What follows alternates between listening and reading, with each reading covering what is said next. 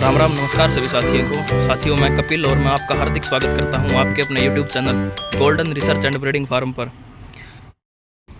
साथियों, हरियाणा नस्ल के जो पिछड़ने का मुख्य कारण है वो कहीं ना कहीं नंदियों का अभाव है, क्योंकि 10 साल से ज़्यादातर दूध के उत्पादन को बढ़ाने के लिए ज़्यादा से ज़्यादा क्रॉस ब्रीड बुल या फिर संकर नस्लें, हम या बोले तो विलायती नस्लें, उनका ज़्यादा से ज़्यादा यूज किया गया और उन नस्लों ने कहीं ना कहीं हमारी जो मूल नस्लें हैं उनको बर्बाद या विलुप्ति के कगार पर पहुंचा दिया। पहले आप कहीं पर जाते थे तो देखते थे कि एक से एक बेहतरीन नंदी आपको स्वच्छंद और पूर्ण रूप से राजा की तरह घूमते मिलते थे, लेकिन आज अगर आप जाओगे तो आपको हर जगह क्रॉस ब्रीड संकर नस्लें ही देखने को मिलेगी। और अगर कोई एक या एक आध बुल अगर भारतीय मूल का मिलेगा तो वो कंकरेज या कोई और ऐसा नस्ल मिलेगा जो हमारी मूल। तो आप जो सामने वीडियो में जो नंदी देख रहे हैं इसकी डिटेल लेंगे, जो एक युवा साथी हैं जो कि अपनी गौशाला में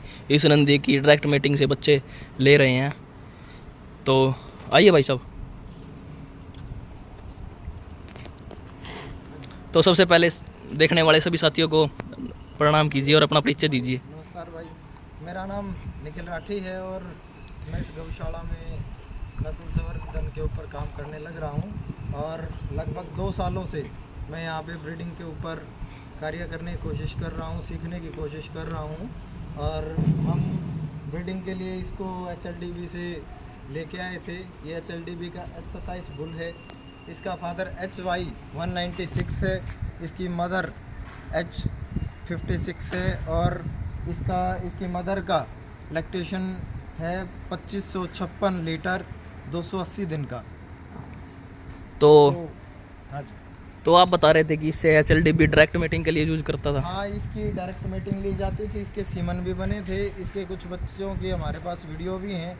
एक बल्कि बछड़ा था, उसको कास्ट्रेशन करा के बैल बना दिया गया था। उसकी वीडियो भेजी थी किसी ने हमारे पास कि हमने इसका बच्चा लिया था और हम इससे डायरेक्ट मीटिंग कराना चाहते हैं, पर फिलहाल हम इसकी डायरेक्ट मीटिंग करवा नहीं रहे हैं।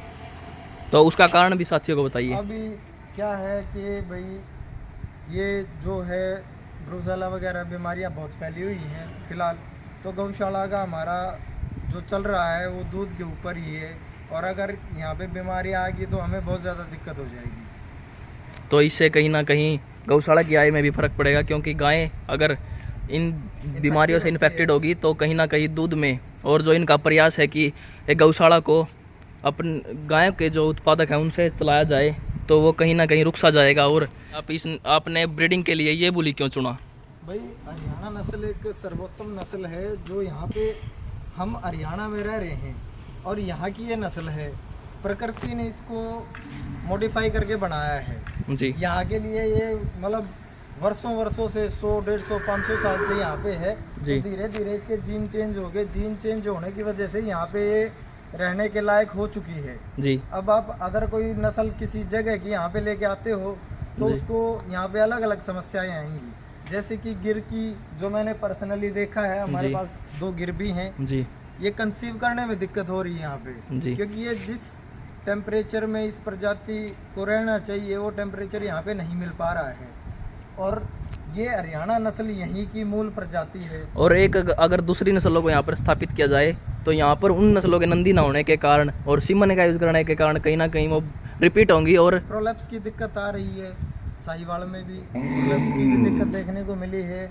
और भाई मैं तो ये मानता हूँ जहाँ की जो नस्ल है उसके अंदर बहुत कम बीमारियां मिलेंगी आपको जी, जिस जगह की जो नस्ल है। और यहाँ के लिए ये कंपेटेबल है जी। यहाँ पे रहने लायक इसको बना दिया है प्रकृति ने ही जी। और ये कितना ही टेम्परेचर हो, कितना ही कुछ हो, ये सरवाइव कर सकता है।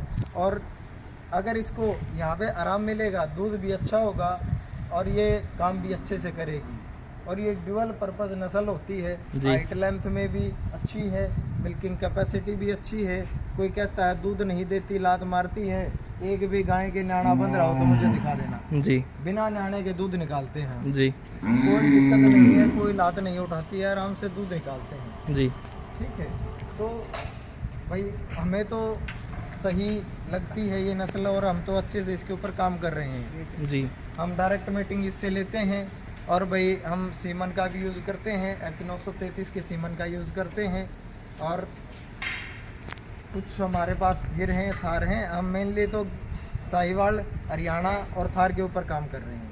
तो आपके पास इस बुल को आए हो कितने साल हो गए? हमारे पास इसको लगभग यूँ लगा लो 1 साल 3 महीने हो चुके हैं जी। और आपके पास फिर तो बच्चे आने भी शुरू हो गए होंगे इसके? बच्चे आए हुए हैं इसके। हमारे पास कई बछड़े हैं, कुछ बछड़ियाँ हैं। जी। तो बछड़ियाँ तो एक बछड़ी है यहाँ पे। तो आइए साथियों, आपको इसका एक बेहतरीन रिजल्ट जो आपको दिखाएंगे, ये जो कि डायरेक्ट मीटिंग का है। 230 नंबर बछड़ी है। आप इसकी ग्रोथ को देखकर प्रभु ना थोड़े इसको वो ना हो, क्योंकि गौशाला में है लूज तो यहाँ मोशंस हो पर गए थे, इसको डायरिया की दिक्कत होती थी जी। इसकी। आपको मैं दिखाऊं तो बहुत, इसकी माँ है अंधी, बहुत जी। बेहतरीन माँ है गौशाला की। ये इसकी मदर है, अंधी है बचपन से और इसका अडर बहुत बेहतरीन है, लंबे लैक्टेशन का दूध देती है और अच्छा दूध देती है जी। और ये 20-842 की बछड़ी है, वो 50-28-56 की बछड़ी है। ये उसकी माँ है 50-28-56 की। तो ये हमारे पास गाय है। तो देखिए कहीं ना कहीं ये गौशाला अपने आने वाले भविष्य के लिए सोच रही है और अच्छे सीमन का प्रयोग करके और अच्छे बच्चे इनसे लिए जा रहे हैं। ये H27 की बछड़ी है और इसकी मदर है ये साहिवाल। तो साथियों देखिए डोमिनेशन देखिए बुल का। ये आप इसको प्योर साहिवाल भी नहीं बोल सकते, जो इसकी माँ है। शुद्ध साहिवाल भी नहीं बोल सकते और शुद्ध मिश्रण सा है कई नस्लों का ये, जहाँ तक लग रही है।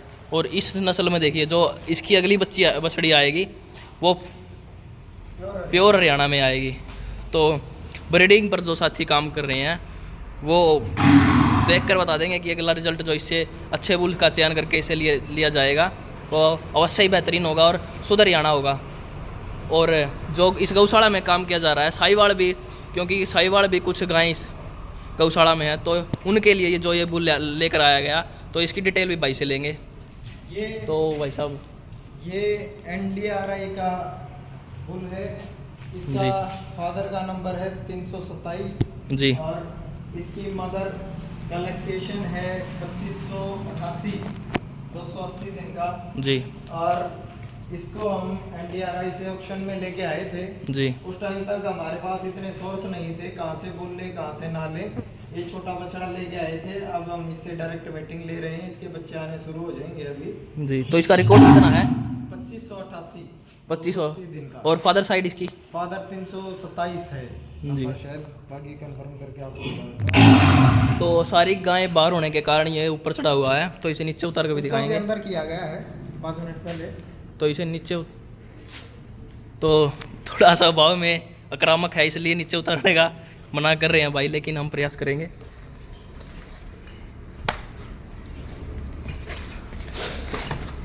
तो लो देखिए साथियों ब्रीड करैक्टर में इस बुल को खुर अवश्य है, क्योंकि यहाँ पर इसे बांध कर रखा जाता है, इसलिए खुर अवश्य थोड़े बड़े हो गए हैं। लेकिन आप ब्रीड करैक्टर के हिसाब से बुल को आके और बताएं कि बुल के आने वाली जो संतति है कैसी होगी।